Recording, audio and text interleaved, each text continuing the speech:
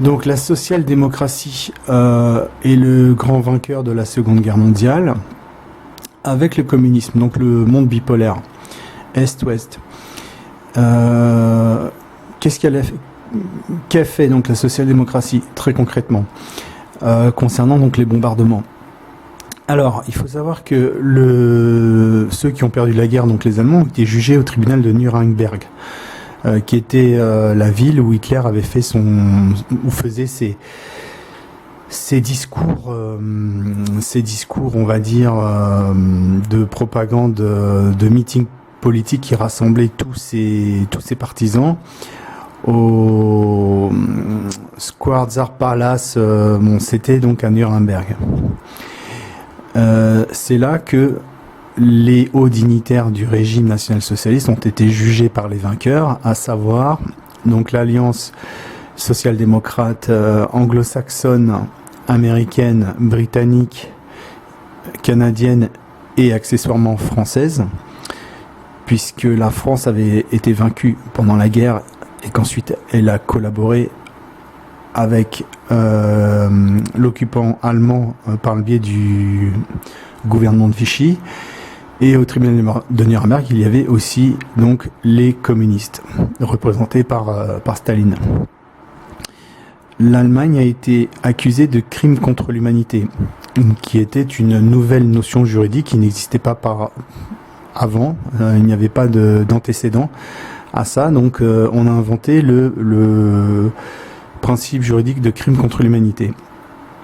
Alors, cette notion de crime contre l'humanité, en fait, donc le tribunal de Nuremberg était un tribunal exceptionnel qui était régi par des lois qui étaient un fonctionnement, on va dire, interne au tribunal, qui était, on va dire, une justice d'exception.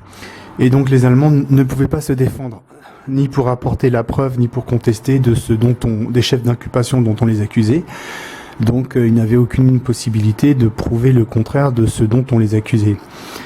Et on a accusé donc les Allemands d'avoir commis un génocide, le génocide donc du peuple juif, c'est-à-dire de la finance juive apatride. Et c'est une question qui est juridiquement on n'a pas le droit de traiter donc de cette question-là juridiquement, puisque dans tous les pays il existe des lois coercitives qui empêchent de se poser des questions autour de ce sujet. C'est un sujet qui est fermé. Et quand on pose la question de savoir les preuves historiques des camps de la mort, en France, donc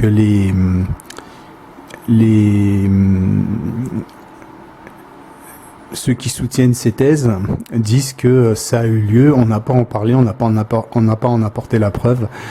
C'est vrai puisque c'est la vérité. Donc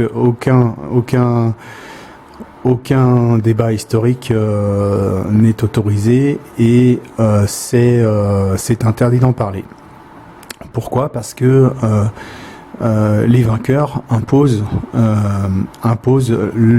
imposé leur version de l'histoire aux vaincus. Donc tous ceux qui pensent différemment commettent un crime de pensée et ils sont poursuivis parce qu'ils s'opposent à la version donc des vainqueurs de la Seconde Guerre mondiale. Alors par contre, au tribunal de Nuremberg,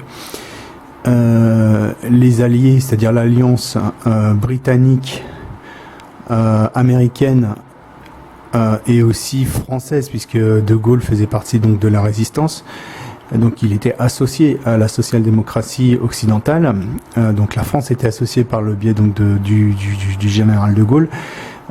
Ces alliés n'ont pas été jugés pour les crimes contre l'humanité qu'ils ont commis pendant la Deuxième Guerre mondiale. Les Allemands ont été accusés, mais pas l'Alliance occidentale. Quels sont ces crimes ? Donc, pendant qu'on jugeait les Allemands, 2 bombes étaient larguées au Japon, Hiroshima et Nagasaki. Pendant qu'on accusait donc les Allemands de crimes contre l'humanité, on larguait des bombes des bombes nucléaires.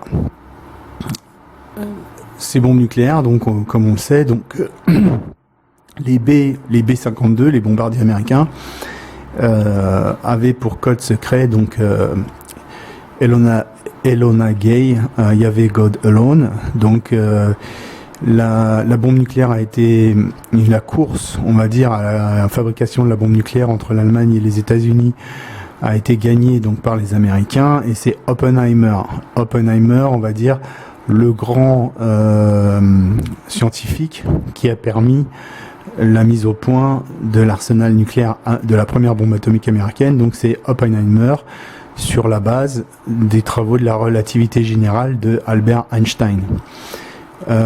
Tous faisaient partie de la société secrète de Yale, des Skull and Bones, qui était une société secrète donc qui dirige les États-Unis. Alors, les vainqueurs n'ont pas été jugés pour ces crimes.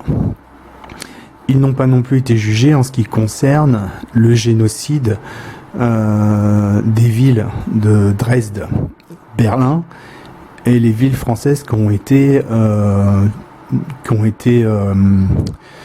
détruites sous un tapis de bombes. Donc Dresde, il faut rappeler que c'était 700 avions militaires de la couronne britannique anglaise de la reine d'Angleterre qui ont lâché une bombe au napalm pour 2 habitants sur la ville de Dresde. En une nuit, il y a eu 600 000 morts. 600 000 morts, ce qui représente le double, triple des 70 000 morts qui sont morts à Hiroshima et Nagasaki. 600 000 morts en une seule nuit. Donc, par des températures donc de 1200 degrés Celsius, bombe au napalm, donc les corps qui étaient dissous dans le goudron. Comme autre crime contre l'humanité, il y a aussi les camps américains de Patton et Eisenhower. Quand l'armée allemande a été capturée, des vastes camps de concentration ont été créés en Europe. Donc durant les années 50, près de 3 800 000 Allemands, militaires et civils, ont été exterminés. Et suite à ça, donc on a créé donc la nouvelle Allemagne d'aujourd'hui, c'est-à-dire l'Allemagne d'Angela Merkel, social-démocrate, qui est bien sûr anti-militaire et pro-atlantiste, anti-militaire. L'Allemagne reproche la phrase d'Emmanuel Macron concernant l'OTAN. Macron a dit que l'OTAN était en mort cérébrale.